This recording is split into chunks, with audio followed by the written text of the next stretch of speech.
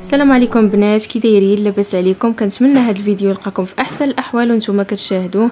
غبرت عليكم بزاف، كنتمنى هذا الفيديو ينال الاستحسان ديالكم وتشاركوه مع الاصدقاء ديالكم باش تعملوا الفائده.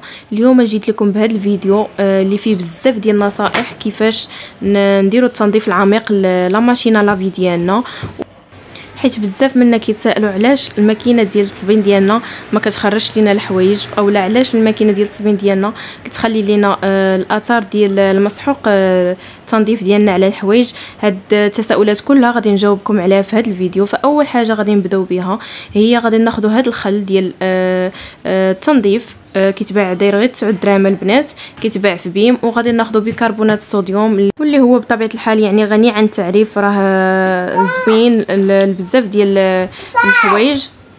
فكيف ما كتشوفوا معايا الماكينه ديالي، شوفوا البنات كيفاش دايره كحله من الداخل. انا خليتها، تعمدت نخليها هاد المده ديال 3 شهور باش نوريكم النتيجه كيفاش غادي تخرج ليا في الاخر.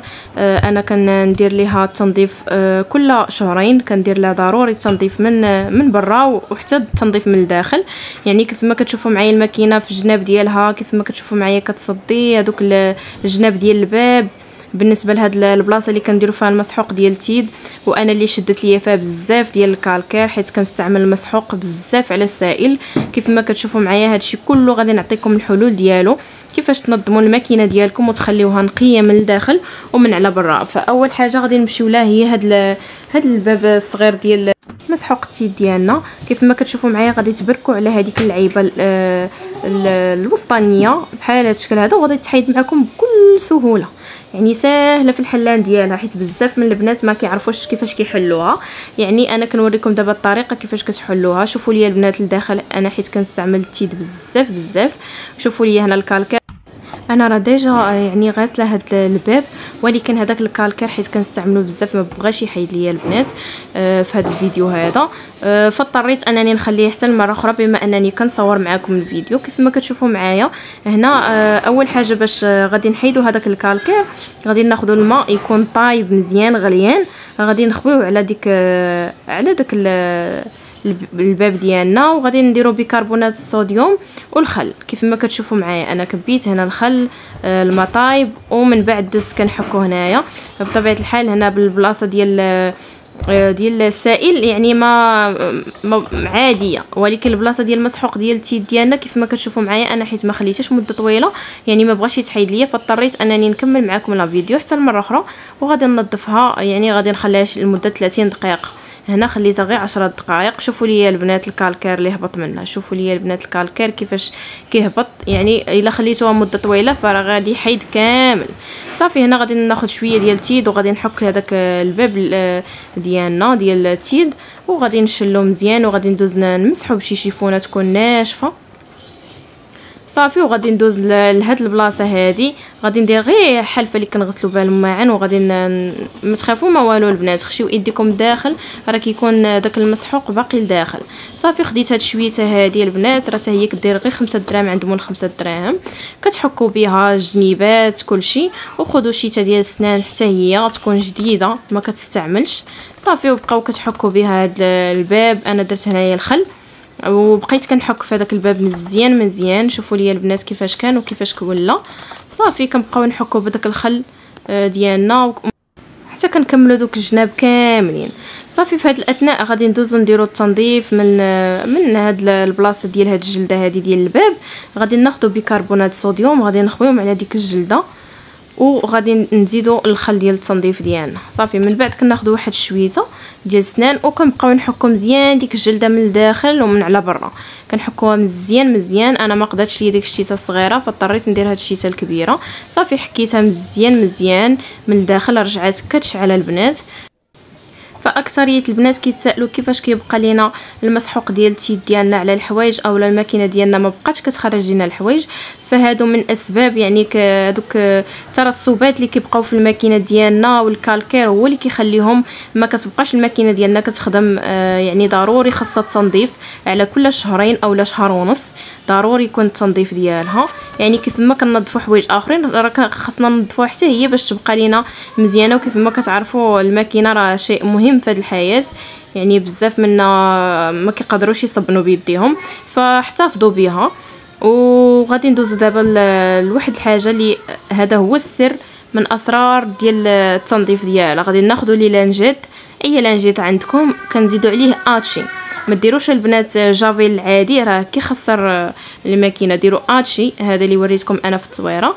كنفزقوا بهذوك لي لانجيت وغادي نبداو ندخلوا في دوك الجنيبات ديال ديك الصنطه اللي كتكون لداخل بيضه بهذا الشكل هذا. غادي ندخل هذاك لي لانجيت ديالي حيت هو اللي غيشرب ليا هذوك الترسبات كاملين اللي كاينين وهذوك الاوساخ اللي وريتكم في الاول، هذوك الاوساخ الكحلين هو اللي غادي يشرب ليا هذاك اتشي ديالنا. صافي من بعد كندوز كندير التنظيف ديالي، كنكمل في التنظيف ديالي. خديت هاد الشويته هادي درتها في الخل وبقيت كنحك في هاد الدائره ديال الماكينه ديالي. حكيت جنيبات كاملين باش ما تبقى حتى شي حاجه. في هاد الاثناء تسنيت هاد لي لانجيت هادو لمده ديال 10 دقائق. شوفوا ليا البنات، شوفوا ليا الاوساخ اللي خرجت ليا من الماكينه. صافي من بعد كندوز كنحكها مزيان بديك الشويته. صافي هذيك الجلده البيضاء الدخلانيه حتى هي كنحكها مزيان مزيان. عرفتوا راها رجعت كتشعل البنات، كتشعل واحد النقاوه، يعني راه ما نعاودش ليكم. صافي شوفوا ليا البنات راه مازال غادي نديروا لها التنظيف الداخلي وغادي تشوفوا النقاوه كيفاش دايره. من بعد دزت هنا كنحك، درت حلفه شويه ديال التيد ديال معن، ومن بعد دزت كنحكها مزيان مزيان في الجنيبات. حكيتها كامله البنات كلها، درت لها تيد وبقيت كنحك. هنا درت هاد شويته هاد الجنيبات ديال هذاك الباب ديال المسحوق، يعني راه حتى هو كيشدوا الوسخات حيت بزاف كنبقاو نحطوا اي حاجه على الماكينه. صافي بقيت كنحك فيها مزيان مزيان. صافي هذوك الاوساخ كلهم خرجوا. شوفوا ليا البنات، شوفوا ليا عرفتي بقيت كنحك فيها، بردت فيها كل شيء. صافي من بعد هنا دزت كنوريكم هنا شديت هذاك الخل ديالنا كبيتو على الباب وبقيت كنحك بهذيك الحلفه. البنات من الاحسن تستعملوا لي ليغو باش تحافظوا على ايدياتكم. راكم عارفين اتشي كيخسر اليدين، هذا الخل حتى هو من الاحسن تستعملوا ليغو. صافي وهنا دزت خديت زويف ناشف مسحت به الماكينه ديالي، مسحت به ديك البلاصه الدخلانيه كامله هنايا في الجنيبات. صافي ونظفت الماكينه مزيان من على برا، خليتها كتشعل. حتى هاد الباب هذا ما نساوهش حتى هو كننظفوه مزيان، حيت البنات الا بقيتو كتكثروا عليها الماء، انا راه حاولت ندير غير الخل باش كنغسلها، الا كثرتوا عليها الماء البنات فالماكينه ديالنا كتشرب داك الماء ومن بعد كتولي كتصدي. يعني ما تستعملوش لها الماء بزاف عاوتاني، ماشي كل مره.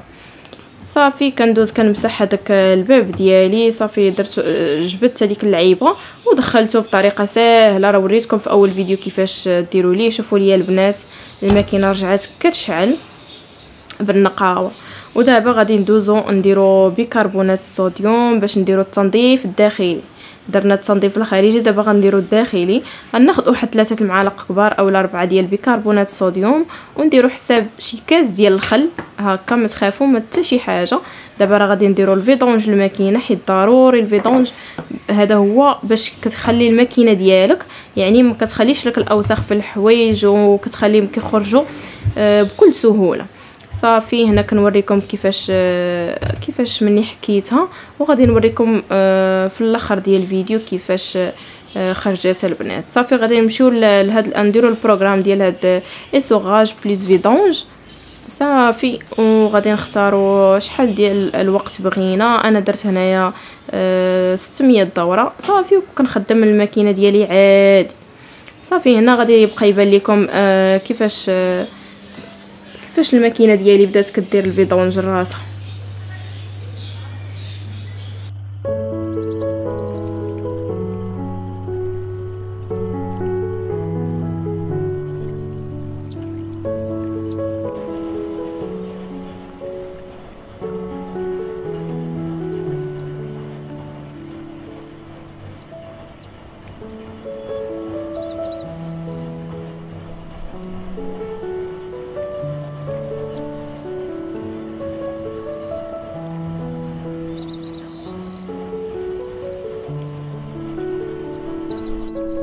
صافي هنا البنات بعد ما سكتات ليا الماكينه ديالي، شوفوا ليا كيفاش خرجت النقاوه كتشعل وواحد الريحه يا سلام مع داك الخل.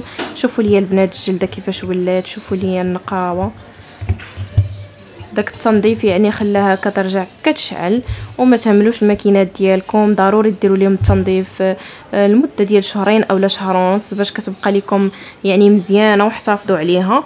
وما تنساوش بارطاجيو الفيديو ديالي مع الاصدقاء والاحباب ديالكم باش تعم الفائده، وكنقول لكم بسلامه.